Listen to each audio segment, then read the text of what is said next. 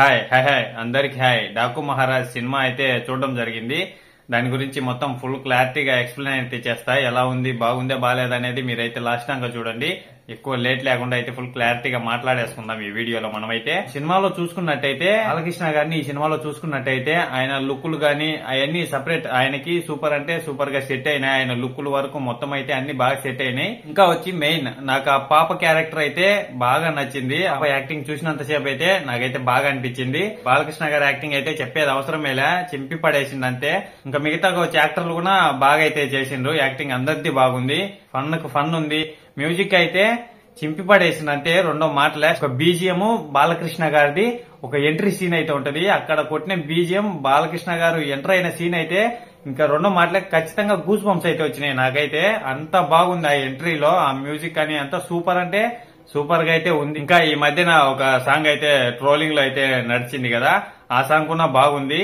మా థియేటర్లలో అయితే ఆ కొన్ని సీన్లు అయితే తీసేసిండ్రు. మీ దగ్గర తీసేసిండ్రో లేదో, మీరు మొత్తం ఆ సాంగ్ ఫుల్ గా స్టెప్పులు ఉండగా చూసిండ్రో లేదో కామెంట్ అయితే చేసేయండి. ఒక సాంగ్ అనే కాదు, ఇంకా సాంగ్లన్నీ బాగానే ఉన్నాయి. అసలు ఆయన డాకు మహారాజ్ లాగా ఎలా మారిండు అనేది మంచిగా అయితే చూపించిండ్రు, బాగుంది.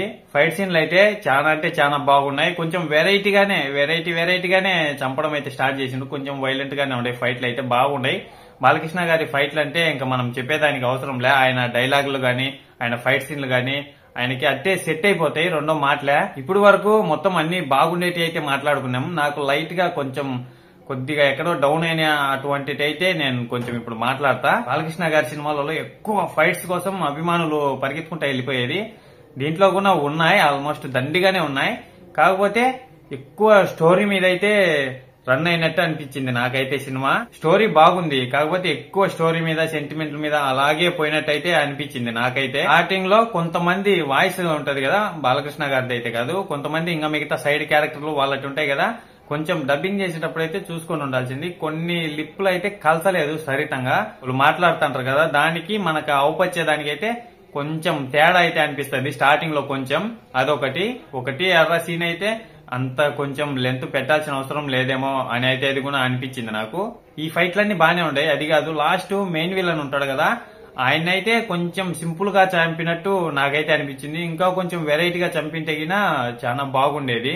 ఓవరాల్ గా సినిమా అయితే చూసేదానికి చాలా బాగుంది. ఇంకా ఎవరైనా చూడకపోతే మూవీ వెళ్లి చూసేయండి. ఒకవేళ చూసిన వాళ్ళైతే మీకు ఎలా అనిపించిందో కామెంట్ అయితే చేసేయండి. ఇంతటితో నా వీడియో అయితే అయిపోయింది. బాయ్, అందరికీ ఉంటా.